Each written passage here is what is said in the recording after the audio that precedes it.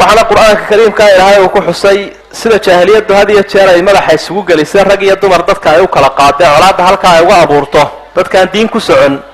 ilaahay waxa uu tilmaamay dadka inaan loo kala qaadi karaynin rag iyo dumar oo saa la isaga horgeynayn, laakiin gaali iyo islaam ay kala yihin. waalmu'minuuna waalmu'minaatu bacduhum awliyaau bacd ya'muruuna bilmacruufi wayanhawna cani lmunkar wayuqiimuuna asalaa wayuutuuna azakaa wayutiicuuna allaha warasuulah ulaa'ika sayarxamuhum allah. dadka mu'miniinta ahi rag iyo dumarba waa kuwa xigtaysu abaa ilaahay uhi gacal baysu yihiin, iyagaa isxiga oo cid walba iska xiga. qaarba qaarka kale ay farayaan wanaagga, xumaantana way u diidayaan, salaaday oogayaan, sakaday bixinayaan, ilaahay iyo rasuulkiisana way adeecayaan oo way ka tala qaadanayaan. ilaahay baa wuxuu ballan qaaday inuu kuwa u naxariisan doono.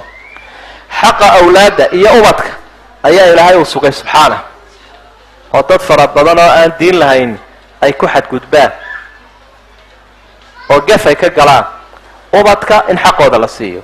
intee aayadood baa ka warramaysa kuwii la laayay, la xabaal nololiyey, ama abooshanka lagu sameeyey caloosha laga soo riday, kuwaasina waa la miduune ayaa qur-aanku uu tilmaamay cuqubada laga dhaxli doono. waida almaw'uudatu su'ilat biayi danbin qutilat.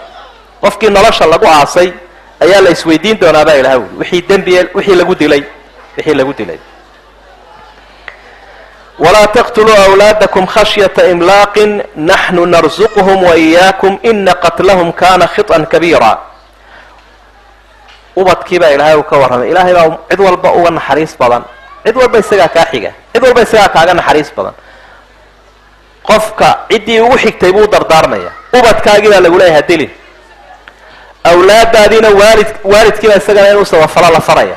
adiga iyo ooridii ayaa xaqa isku leediin ilaahay uu midba ka kale u dardaarmaya. qof walba ilaahay isagaa kaa xiga subxaana wa tacaala. saa daraaddeed baa kii aad ugu naxariis badnayd ama kuugu naxariis badnaa dhexdiina inaa xuquuqdiina aysan siisaan ilahay u idin dardaarmaya. rasuulkuna sala allahu calayhi wasalam dhaqankiisu waxau ahaa ubadka yaryar inuu u naxariisto, soo dhoweeyo, sida dadka waaweyn ula hadlo, u tarbiyeeyo, u salaamo. maqaaladiisii aynu ka dhaxalnayna waxay nabiga man lam yarxam sagiirana walam yuwaqir kabiirana falaysa mina, aw laysa minhum man lam yuwaqir alkabiir walam yarxam sagiir. qofkaan ka weynna weynaynin aan sharaftiisa siinin, ka yarna u naxariisanay ummadda islaamka ka mid maaha. xuquuqdaas oo lagu xadgudbo islaamku wuxuu u tixgeliyey jariima.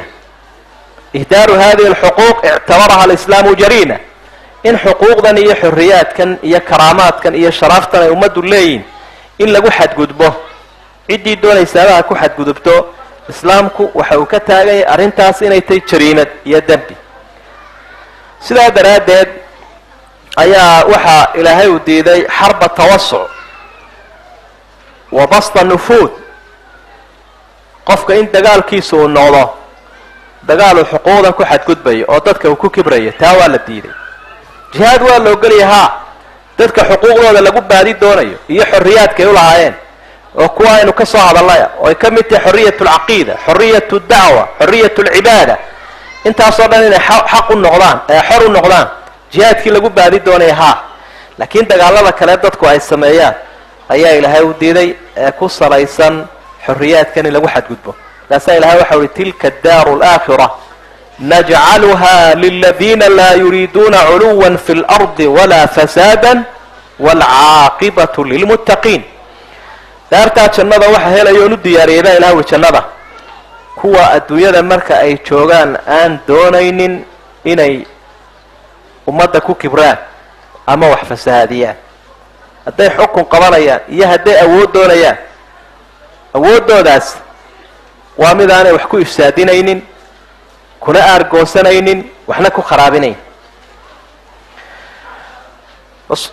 ilaahay baa subxaanahu wa tacaala ummadda islaamka ayuu guud ahaanba la hadlay. mar asxaabtu ay arkeen dad gaalo ahaayoo u diiday xaramka dadka muslimiinta ah oo ku xadgudbo qaar ka laayay, ayay yidhahdeen war fursad baynu haysanaa, maynu ka aargoosanna maanta.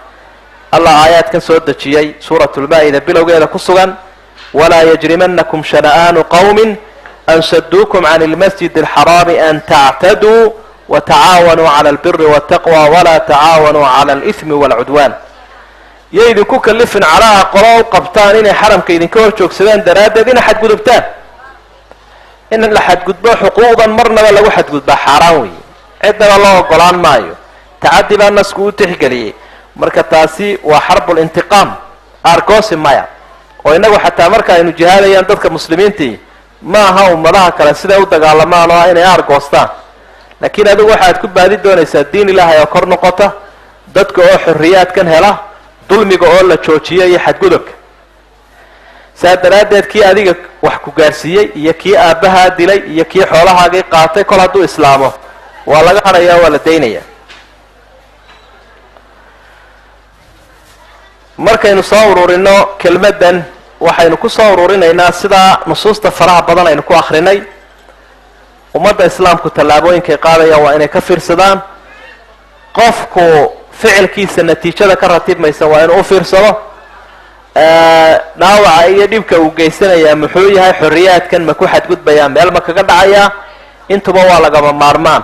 wa ilaa haddii aanay taasi imanin oo wax loo booshaaqo sida soomaalidu ay wax isaga wado oo mararka qaarkood ficil iskaga salaysan, mararka qaarkood la odhan karo waa argoosi, mararka qaarkood la odhan karo diin badan laguma miisaamin, ayaan daradaa badanaysa. adduun iyo aakhirana waa la seegayaa. idan waxaynu leenahay cid kale inooguma faani karto ugu horayn inay xuquuq aanu islaamku bixin iyadu bixisay. mar labaad cid kalena laga ogolaan maayo oo muslimiinta ka mid ah xuquuqdan inay ku xadgudubto. wa hada ma aquluhu waastagfiru allah. wasalaamu calaykum waraxmat ullahi wabarakaatu.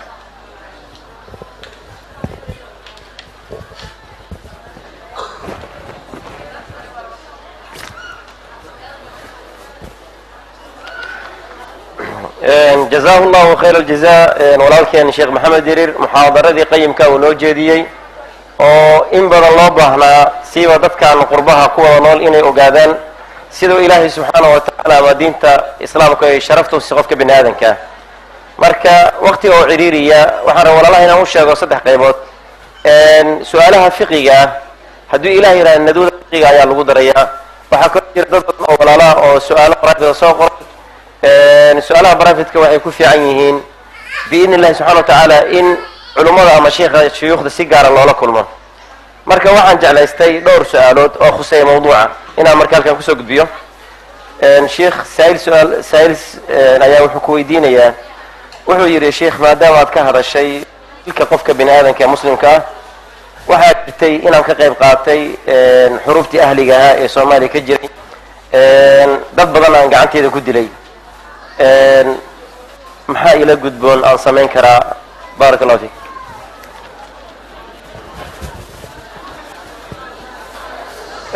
baaraka allahu fiika walaalayaal, waa su-aal muhiima, waayo waxaan idinka dalbanaynaa walaalayaal inaad maarkana qosalka aad maarka joojisaan inta uu sheikha su-aasha uu ka jawaabayo.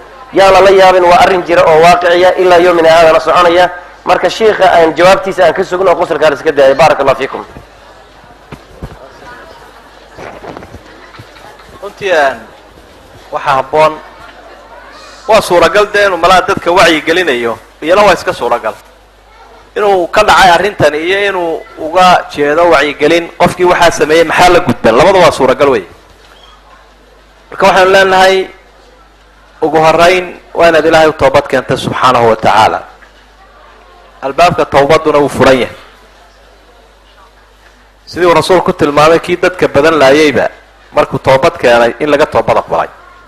laakiin marka dembiga iyo jariimadaad gashay bani aadam uu la xidhiidho ee xuquuqda bani aadamka uu ku xidhan yahay, arrin bani aadam markuu yahay, godab aad ka gashay bani aadamka, tawbadda waxa qayb ka mid ah ciddii waxaasi khuseynayana jariimada aad ka gashay inaad la xidhiidho, wixii ay xaq u lahaayeenna aada u sugto.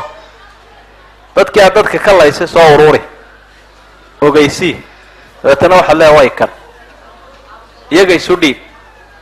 ilahay baa wuxuu leeya waman qutila madluuman faqad jacalnaa liwaliyihi sulطaana falaa yusrif fi lqatl inahu kana mansuura. qofka qof laga dila awood baanu sinay baa ilahay wi. awooddaana rasuulku wuu fasiray. qofkii wax laga dilay waxaa la door gelinayaa, miyaad qisaasanaysaa qofkan wax kaa dilay mise mag baad qaadanaysa? mise waad iska cafiyeysa